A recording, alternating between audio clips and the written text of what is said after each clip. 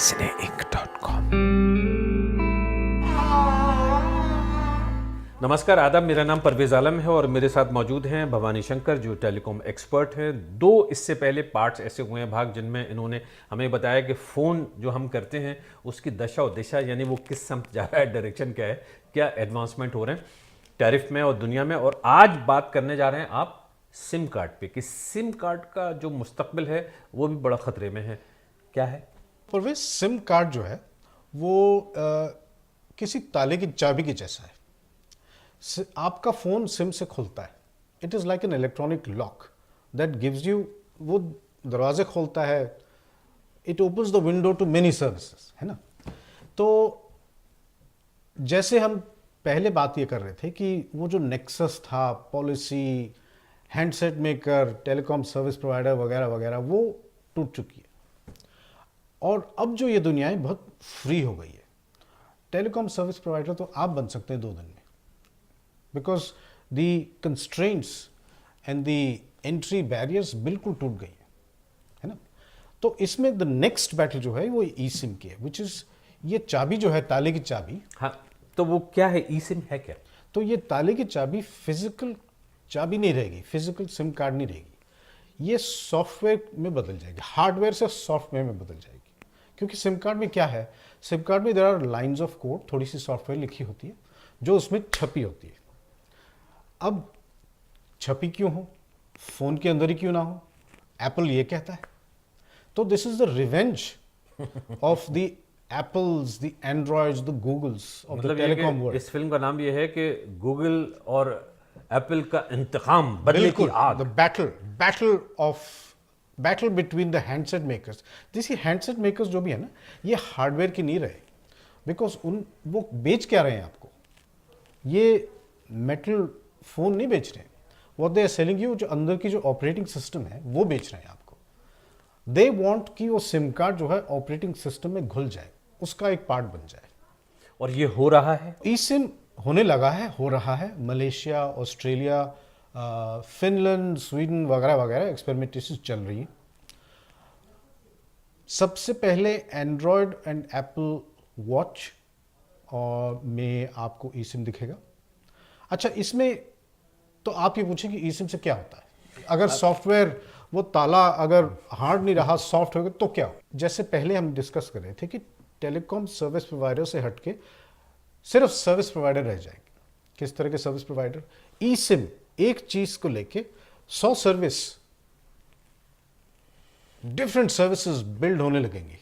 जैसे आपके फोन पे एक हेल्थ मॉनिटर है जो बताता है आपने आज 10,000 कदम लिए, और एक और है जो कहता है कि आप यहाँ से दफ्तर गए और दफ्तर से दोस्त के घर गए, फिर घर आ गए। तरह तरह की ऐप्स हैं। तरह तरह की ऐप्स हैं।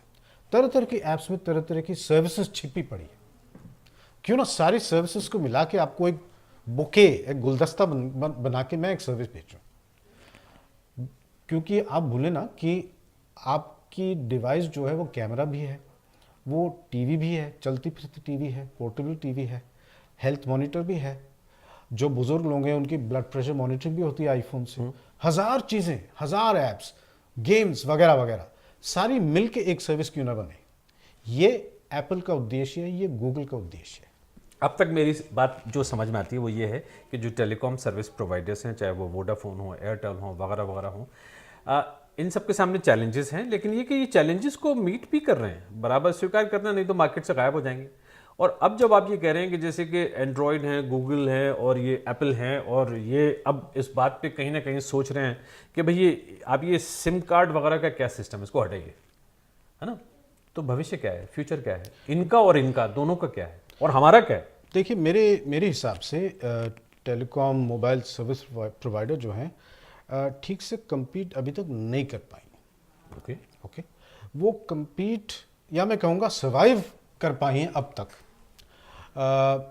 बाय कंसोलिडेशन, एक दूसरे को खरीद के। वोडाफोन बहुत छोटी सी कंपनी थी यूके में, वो मर्जर एंड एक्विजिशन से दुनिया की सबसे बड़ी मोबाइल कंपनी बन गई। ठीक बात है ना। So economies of scale have enabled the company to survive. आप देखिए उनकी मार्जिन कम हो गई है। पहले वो इतनी मार्जिन बनती थी, अब उनकी इतनी मार्जिन बनती है। अच्छा, ये मार्जिन तो सभी की कम हुई होगी, सभी की ये मतलब वोडाफोन ही क्यों? बिल्कुल। जैसे वो नेक्सस टूटी, टैरिफ कम हुआ तो उनके मार्जिन कम हुए, वो सही भी है।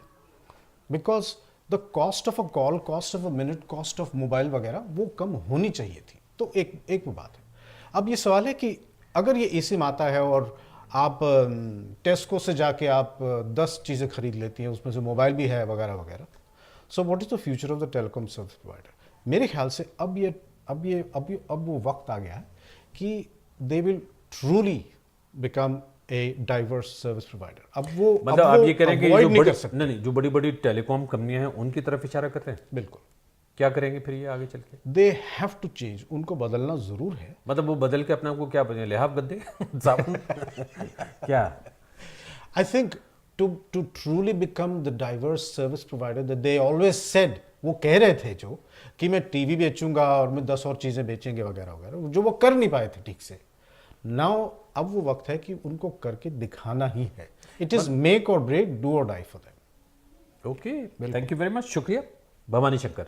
भवानी शंकर के साथ हमारी और भी जो टेक्निकल इश्यूज़ हैं, आईटी वाले इश्यूज़ हैं, टेलीकॉम है, कम्युनिकेशन के एरियाज़ में जो चेंजेस हो रही हैं, ब्रॉडकास्टिंग की दुनिया बिल्कुल बदल चुकी है, डिलीवरी प्लेटफॉर्म्स। अब देखिए हम और आप कितनी आसानी से बात कर रहे हैं, मैं बहुत ही गरीब सा आदमी हूँ, लेकिन ऐसा लगता है जैसे मैं कोई टेलीविज़न पे बैठा हुआ कुछ प्रोग्राम कर रहा हूँ, जो कि बहुत बड़ी बात होती थी एक ज़माने में, लेकिन अब तो कुछ भी नहीं है।